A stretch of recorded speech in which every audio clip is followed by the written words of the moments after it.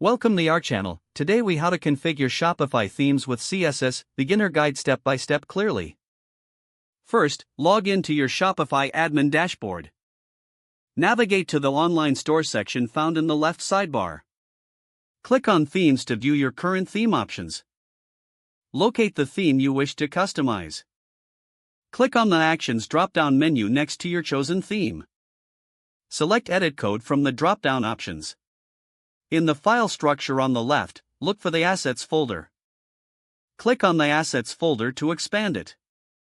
Here you will see various files associated with your theme.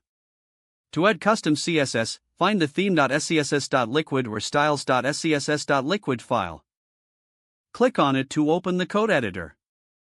Scroll to the bottom of the file to add your CSS code. Ensure you comment your code for better organization. Use the format /* your comment here */.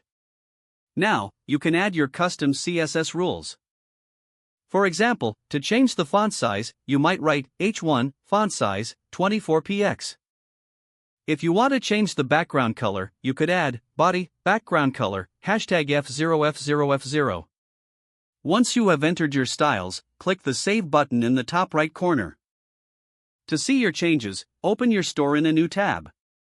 Refresh the page to view the updated styles. If there are any issues, return to the code editor to make adjustments. Experiment with different CSS properties to achieve your desired look. Remember to test on various devices for responsiveness. This completes the basic steps for configuring Shopify themes using CSS. If the page does not load, refresh the browser or try again in a private or incognito window. Make sure you are using the correct email address, then retype it carefully to avoid small typos. If your password is not accepted, use the reset option and create a new strong password you can remember.